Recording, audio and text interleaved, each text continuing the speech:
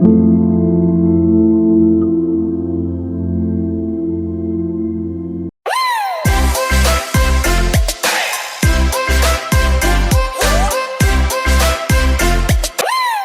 മിശിഹായ്ക്ക് സ്തുതിയായിരിക്കട്ടെ.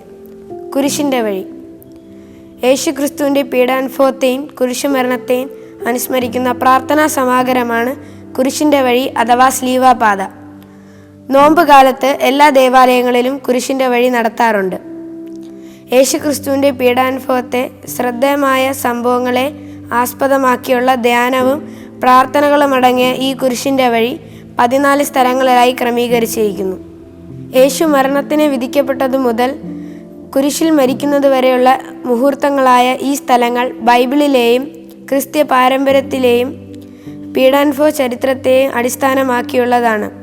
1731 ക്ലെമന്റ് 12 മാർപ്പാപ്പ എല്ലാ ദേവാലയങ്ങളിലും കുരിശിൻ്റെ വഴി സ്ഥാപിക്കുകയും 14 സ്ഥലം എന്ന് നിജപ്പെടുത്തുകയും ചെയ്തു.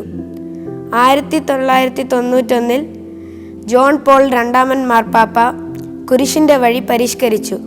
തുടർന്ന് 2007 ബെനഡിക്ട് 16 മാർപ്പാപ്പ അത് ഒരു പൊതു ആഘോഷമാക്കാൻ അനുവാദം നൽകി.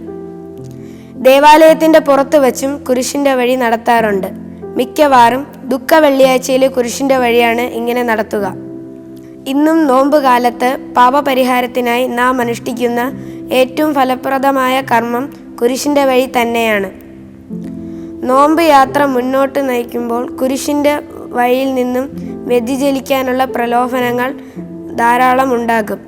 അവയെല്ലാം അതിജീവിച്ച് അവസാനം വരെ പിടിച്ചു നിന്നാൽ നാം രക്ഷപ്പെടും.